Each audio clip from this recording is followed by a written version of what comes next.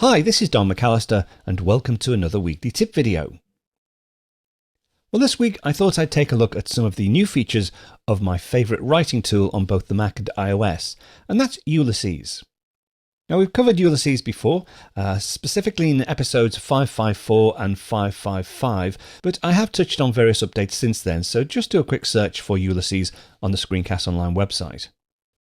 So this is Ulysses on the Mac. We're currently at version 15.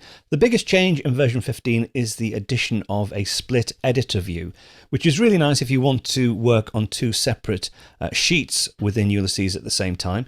Very easy to switch on. All you do is go up to the view menu, and then we have this option here, second editor, or Alt-Command-3. I'll just select that.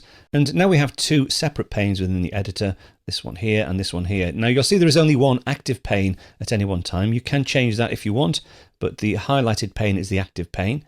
If I go across to this pane here, and let's select another sheet, it can be anywhere within your hierarchy. If I just go to, let's say, initial drafts, let's say I want to work on this, and I also want to work on this at the same time.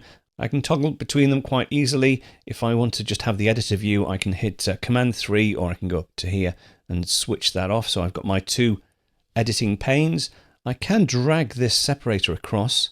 So if I want to have one larger than the other, quite straightforward. It does snap into place in the center as well, which is quite a neat touch. Now there are some new split editor controls. If I just click on this one here, you'll see up in the top corner, if I click on here, so I can close the second editor from here.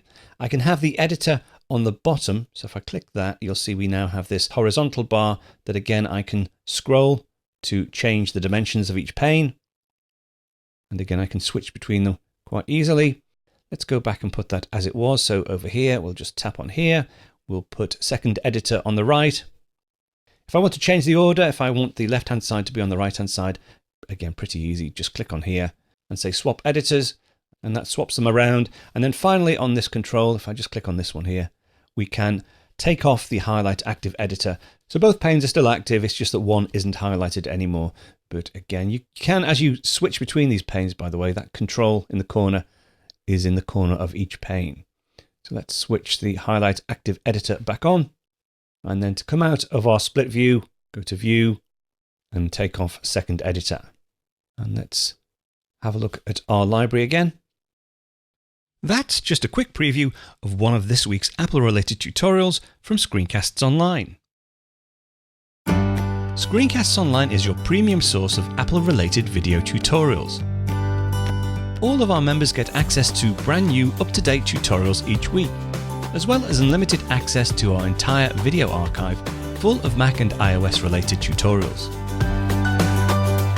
You can stream and download all of our videos on your Mac, iPad and iPhone, and even your Apple TV using the members-only ScreenCastsOnline Apple TV app. Membership also includes a complimentary subscription to the digital ScreenCastsOnline monthly magazine, published each month and packed with videos, articles, reviews, as well as hints and tips covering all aspects of the Mac, iPad, iPhone, and all of the other fantastic Apple products. So, if you're ready to start getting the most out of your Apple devices, visit ScreenCastsOnline.com today and become a ScreenCastsOnline member.